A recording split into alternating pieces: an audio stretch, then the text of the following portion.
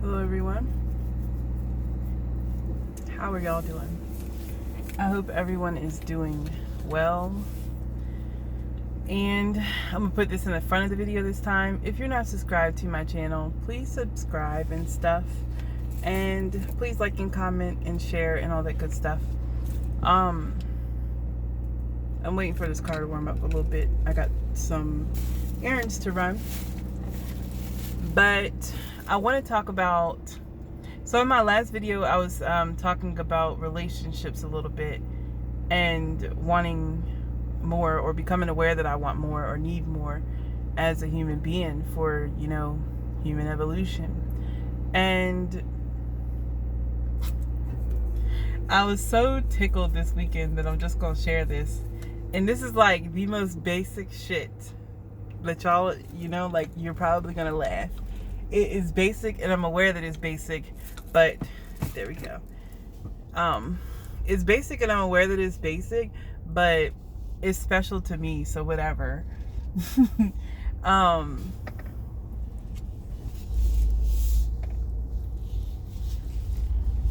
Ooh, it's almost full moon time. Anyway. So, I got a boyfriend, right? I talked about that. I said that, right? And we had some time together this weekend. And then, because we didn't see each other for a minute. We do not live close to each other. It's about, I would say, a half hour away from each of us. So we kind of just like meet in the middle and hang out. So the time that we get is, you try to have quality time together and not just have a phone relationship. And so, anyway, when I was leaving, this person looked me in my eyes, grabbed me, looked me in my eyes, and was like, "Get home safely." And I felt that. Like, I felt that. I felt that in my stomach. I felt it in my chest. Like, I felt like all these chakras moving when he said that. And I was just like, when I was driving back, I was just like, you know what? This doesn't make any sense. That's probably the most basic shit that you should expect out of a partner. And I was so touched by it. And it's so basic. But I realized, like, no one has ever,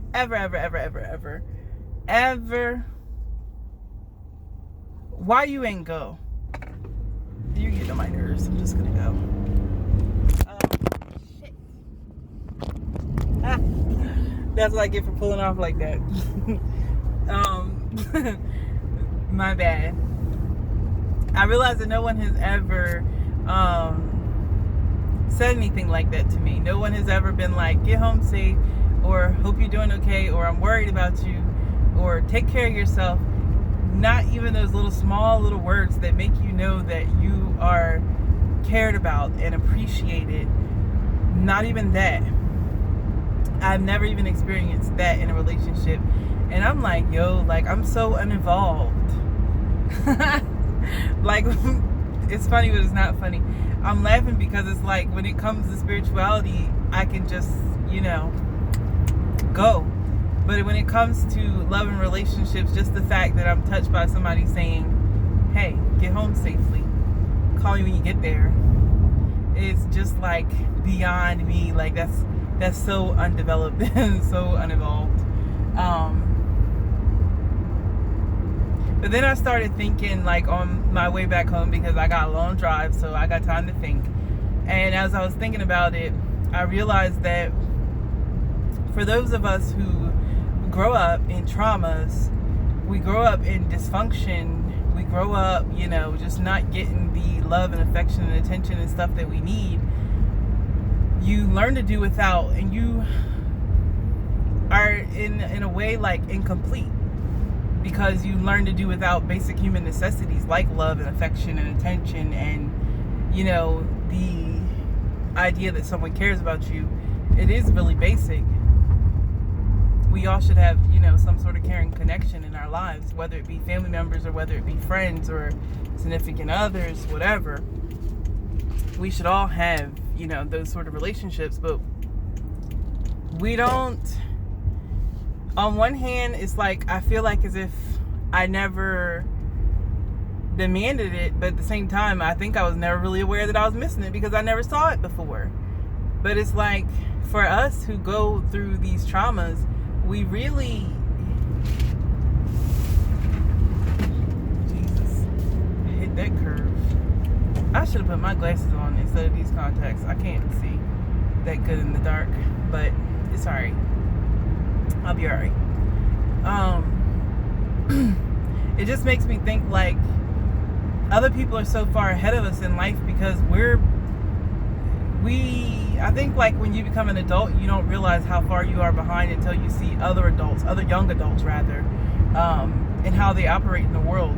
Like if you are a human being born into loving parents and loving family, and everybody's all cute and affectionate, and if you're hungry, you get the food that you need. If you are naked, you get the clothes that you need. If you need a hug, you get that too. When you're constantly, your safety in the world, I feel like that's a big part. A big part for me is safety and security. When your safety and security and stability is constantly reinforced within your childhood, it creates a different type of adult. And I realized for me, another thing that contributed to me being a little bit weird, especially to my peers, was the fact that when I was younger, we moved a lot. Like, it was unstable after my mom got kicked out of my grandmom's house because of her behavior. I ain't gonna get into that, but it was very unstable for me for the next, I was like 5 or 6 years old, or 5 going on 6, and it was very unstable for me until probably the age of 12. So for the next 6 years, there was a lot of moving. I actually went to 3 different school districts, and I missed a lot of school because I think I said before that my mom was in an abusive relationship for some time. So, if she was tore up, she wasn't going to go to school. And technically, we lived in one state and went to school in another for a bit of time. So, and just the way things were set up with her and trying to find a sitter and things like that, a lot of the times, she would have to be the one to take us to school or take us to someone's house so that we could catch the bus from that house. Like, she was always doing something in regards to whatever job she worked at, and being able to pick us up on time and things like that. And so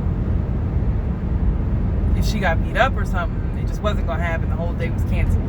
And it happened enough that I missed a lot of schooling.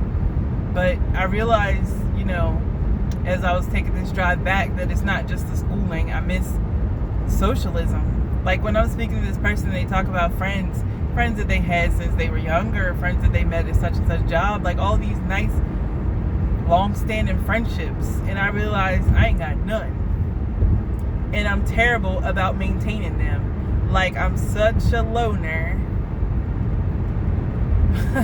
I'm such a loner that it doesn't even bother me. When other people be like, oh, I'm going out to the movies with my friend, and oh, I gotta wait for such and such to do this, that, and other. For me, at this point, I don't give a crap. If I want to see a movie, I will go. Actually, prefer to go to the movies by myself because I don't want anyone to talk to me. I want to watch the movie. But it doesn't bother me to go to the movies by myself. It doesn't bother me to go to a restaurant by myself. I go shopping by myself. It doesn't matter what it is. I do it by myself, and I don't care.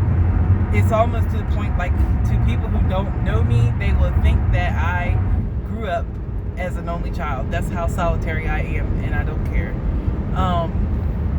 And it's something that I want to change. Like, I don't know. I haven't known this person that long, but it could be the fact that I'm so enclosed, and I have the little teeny couple friends that I have, that I don't realize a lot of things about myself from talking to the same people. So it could be because I'm talking to someone different that I realize different things about myself. But I don't know. Could be special. Could be not. This is